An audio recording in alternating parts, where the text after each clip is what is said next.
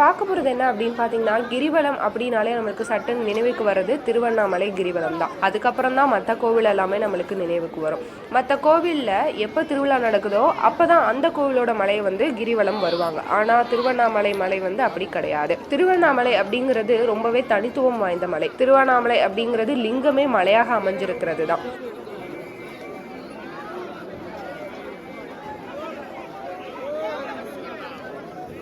இந்த மலை சுமார் 250 கோடி ஆண்டுகளுக்கு முன்பே உருவான மலை. பிரம்மாவுக்கும் விஷ்ணுவுக்கும் யார் பெரியவர் அப்படிங்கிற போட்டியில அவங்களோட அகந்தை அழிப்பதற்காக சிவபெருமானே முதலும் முடிவும் இல்லாத ஜோதி வடிவமாக காட்சி கொடுத்த மலை. அதோட 33 கோடி தேவர்களும் முனிவர்களும் சித்தர்களும் நாள்தோறும் இந்த மலையை வலம் வந்து வணங்கி வர்றாங்க.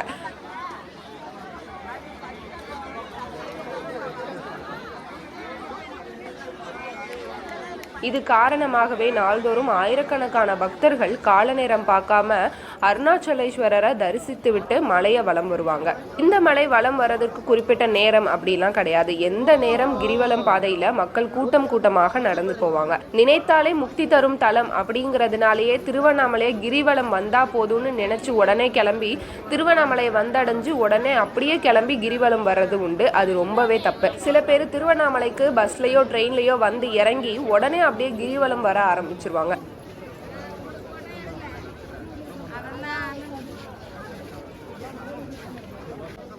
அது ரொம்பவே தப்பு. எங்கேயோ ஆரம்பித்து சீக்கிரம் வள வரணும் அப்படிங்கிறதுக்காக குறுக்கு பாதை ஏதாவது இருக்கான்னு பார்ப்பாங்க. அதுவும் தப்பு.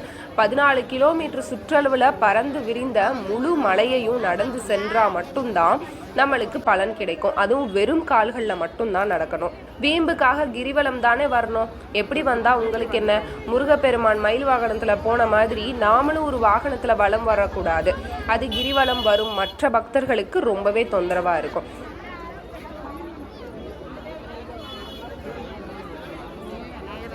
கிரிவலம் வரும்போது நண்பர்களோட சேர்ந்து பேசிக்கிட்டு வெறுமன கைகளை வீசிக்கிட்டு நடக்கக்கூடாது. கிரிவலம் முடியும் வரையில சிவநாமத்தை மட்டும்தான் உச்சரிக்கணும், அல்லது மனசுலையாவது நினைச்சுக்கிட்டு நம்ம வரணும். அந்த காலத்துலலாம் அங்க பிரதேசனம் செஞ்சு கிரிவலம் வருவாங்க. ஆனால் இப்போலாம் சில பேர் தான் அந்த மாதிரி பண்ணுறாங்க. அதனால நாம் யாருக்கும் இடைஞ்சல் இல்லாமல் அமைதியாக ஈசனை நினச்சிக்கிட்டு கிரிவலம் வந்தால் மட்டும்தான் உரிய பலன் கிடைக்கும்.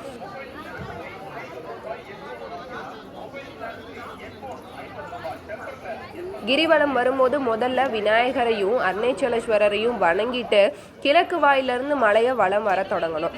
அதே போல் கிரிவலத்தை முடிக்கும் போது அருணாச்சலேஸ்வரரை வணங்கினா மட்டும்தான் முழு கிரிவலம் வந்ததுக்குரிய பலன் கிடைக்கும். அண்ணாமலையை வலம் வர தொடங்கும் போது அஷ்டதிக் பாலகர்களில் கிழக்கு திசை அதிபதியான இந்திரலிங்கத்தை முதல்ல வணங்கி அதுக்கப்புறம் கிரிவல பாதையில் உள்ள நந்திகேஸ்வரரை வணங்கி வழிபட்டா மட்டும்தான் மலையை வலம் வர தொடங்கணும்.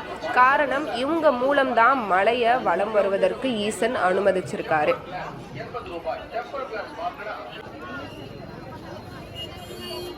அடுத்ததா தென்கிழக்கு திசைக்கு அதிபதியான அக்னியை பூஜித்த அக்னிலிங்கம் இருக்கு. அதை வணங்கிட்டு நடக்கும்போது அடுத்ததா தெற்கு திசைக்கு அதிபதியான யமன் பூஜித்த யமன் லிங்கம் இருக்கு. யமனுடைய கட்டளையை நிறைவேற்றும் யம கிரகர்கள் இந்த லிங்கத்தை வணங்கி விட்டுதான் தங்களோட கடமையை நிறைவேற்ற கிளம்புவதாக ஐதீகம்.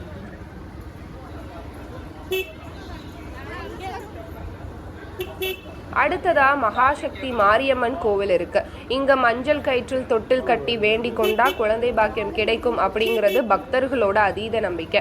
அடுத்ததா கிரிவல பாதையில நம்ம வரவேற்பதற்கு தென்மேற்கு திசையின் காவலனான நிருதிய வழிபட்டு நிருதி லிங்கம் இவரை வணங்கி விடை பெற்று கொண்டதுக்கு அப்புறம் தெற்குல இருந்து மேற்காக திரும்பகையில சற்று மேல் நோக்கி நம் பார்வையை செலுத்தினா அன்னை பார்வதி தேவிக்கு சிவபெருமான் ரிஷப வாகனத்துல காட்சி கொடுத்த இடத்தை நாம தரிசிக்க முடியும்.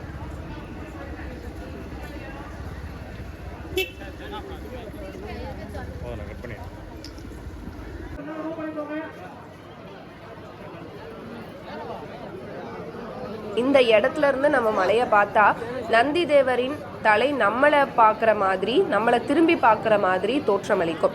நாம் நிச்சயம் அதை வணங்கி விட்டுட்டு செல்வது ரொம்பவே அவசியம். இங்கேருந்து நாம் கிளம்பி நடக்கும்போது நம்மளை வரவேற்பது நேர் அண்ணாமலை கோவில். கிழக்கு திசையில் உள்ள அண்ணாமலையார் கோவிலுக்கு நேராக மலையின் பின்புறத்தில் இந்த கோவில் அமைஞ்சிருக்கு. பக்தர்கள் இங்கே வந்து கண்டிப்பாக தரிசிக்க வேண்டியது ரொம்பவே அவசியம். இங்கே போக சித்தர் உருவாக்கிய மூலிகைகளால் ஆன முருக சிலை பிரதிஷ்டை செய்யப்பட்டிருக்கு.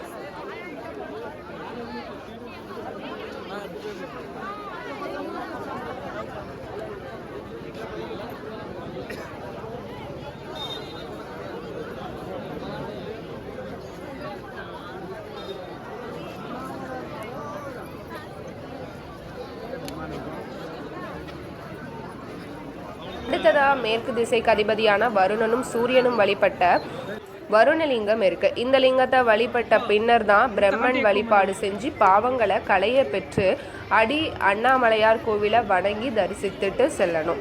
அடுத்ததா வர்றது வடமேற்கு திசைக்கு அதிபதியான வாயுலிங்கம் இருக்கு. அதுக்கு பக்கத்திலேயே வடக்கு திசைக்கு அதிபதியான குபேரலிங்கம் இருக்கு. ரெண்டையுமே தரிசனத்துக்கு அப்புறம் வலம் வரணும். இந்த 2 லிங்கங்களையும் தரிசிச்சுட்டு நடக்கும்போது நம்ம வரவேற்பது பிரபலமான இடுக்கு பிள்ளையார் கோவில். இந்த கோவிலுக்குள்ள நீங்க போகணும் அப்படின்னா உடம்பை வந்து ஒரு கழிச்சு நுழைஞ்சா மட்டும்தான் போக முடியும். அப்ப உடம்புல ஏதாவது ஒரு சுளுக்கு வலி இருந்தா விலகிடும். இங்கிருந்து மலையை பார்த்தா 5 முகங்களும் தெரியும். அதாவது இது வந்து சிவபெருமானோட 5 திருமுகங்களை குறிக்குது. வடகிழக்கு திசைக்கு அதிபதியான ஈசன் வழிபட்ட ஈசன்யார் லிங்கம் இருக்கு. இதையும் வழிபட்டதுக்கு அப்புறம் அருணாச்சலேஸ்வரர் கோவிலுக்கு போய் அண்ணாமலையாரை தரிசிச்சா மட்டும்தான் முழு கிரிவலத்தோட முழு பலன் கிடைக்கும்.